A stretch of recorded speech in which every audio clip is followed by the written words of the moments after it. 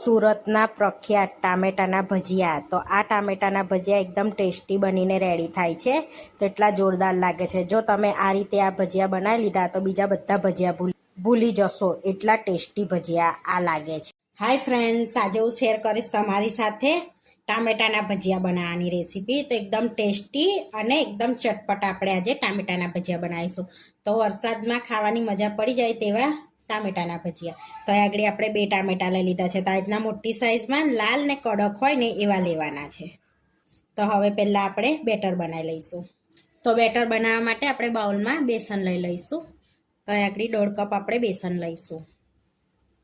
2 ચમચી ચોખાનો લોટ લઈશું, જેથી ક્રિસ્પી થાય એ ઉપરથી આપણા સરસ ભજીયા.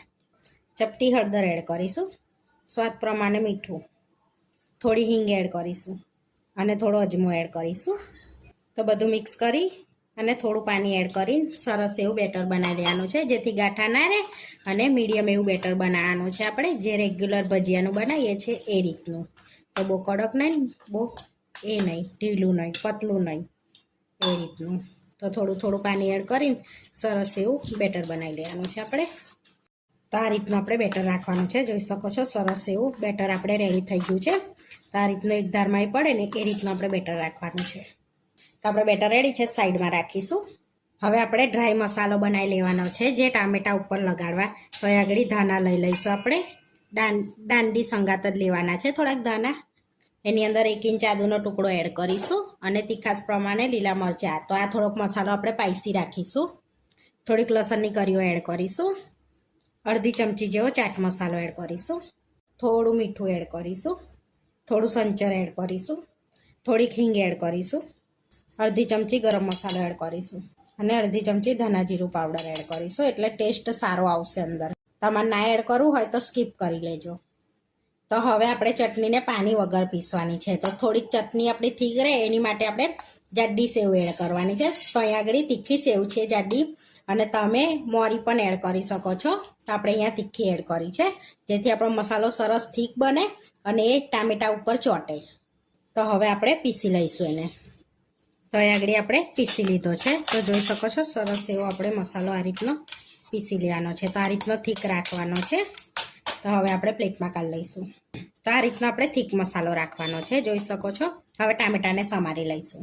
તો અહીં આગળ આપણે ટામેટાના ડીટાનો ભાગ આ રીતે કાપી લઈશું, પહેલાં કાઢી લઈશું. પછી આ રીતના આપણે ગોલ સમારવાના છે ને, જોઈ શકો છો સરસ એવા આ રીતે. તો થોડાક મોટા રાખીશું આપણે, બહુ આમ પતલા નહીં કરી દઈએ, આ રીતના. તો અહીંયા આપણે આ રીતે ટામેટાને કટ કરી લીધા છે, જોઈ શકો છો. હવે પ્લેટમાં લઈ લઈશું આ રીતે.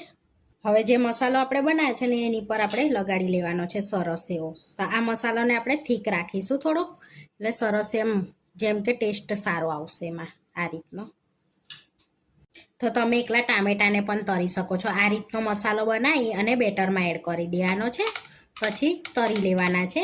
જે આપણે બેસનનું બેટર બનાવ્યું છે ને એની અંદર આ રીતે આપણે ટામેટા પર લગાડી લીધો છે મસાલો. હવે આપણે તરી લઈશું સરસ એવા. હવે આપણે બેટરમાં ટામેટાને ડીપ કરી લેવાનો છે. તો આ રીતે આપણે એને ઉપરથી કોટિંગ કરવાનું છે, અને ફેરવવાનું નથી, નહીં તો મસાલો બધો બહાર નીકળી જશે આ રીતનું. હવે તરી લઈશું. તો અહીં આગળ તેલ ગરમ કરવા મૂક્યું છે, સરસ તેલ ગરમ થઈ ગયું છે. તો હવે ભજીયા એડ કરી દેવાના છે આપણે એની અંદર આ રીતે. આપણે અંદર એક એક કરીને એડ કરતું જવાનું છે. તો આ રીતે અંદર એડ કરી દીધા છે. તો ધીમા તાપે આપણે તળાવવા દેવાના છે. તો આપણે ક્રિસ્પી કરવાના છે, એટલે આપણે અંદર સોડા નથી એડ કર્યો. તમારે ક્રિસ્પી ઓછા કરવા હોય સોડા એડ કરવાનો. હવે આપણે પલટાવીશું અને સરસ તળાવવા દઈશું એને. આપણે સરસ એવા ભજીયા તળાઈ ગયા છે, જોઈ શકો છો. હવે આપણે પ્લેટમાં લઈ લઈશું એને. હવે આપણે તેલ નિતારીને પ્લેટમાં લઈ લઈશું આ રીતે. જોઈ શકો છો સરસ એવા આપણા તળાયા છે ભજીયા. આપણે બધા ટામેટાના ભજીયા તળી લીધા છે. હવે સર્વ કરી લઈશું. તો આગળ આપણે ભજીયા લઈ લઈશું. આગળ ટમેટા કેચઅપ જોડે આપણે સર્વ કરીશું. ગ્રીન ચટણી પણ લઈ શકાય છે. તો કટ કરીને બતાવું ભજીયાને તમને.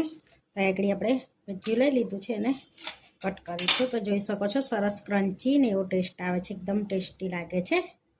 તો ટામેટાના એકદમ ટેસ્ટી ટામેટાના ભજીયા બનીને રેડી થઈ ગયા છે. આવા વિડીયો જોવા માટે મારી ચેનલને સબસ્ક્રાઈબ કરો, લાઇક કરો અને શેર કરો અને તમે જરૂરથી ટ્રાય કરો. ફરી મળીશું નવા વિડીયોમાં અને કોમેન્ટ કરીને જરૂરથી જણાવજો કે તમને અમારી રેસીપી કેવી લાગી.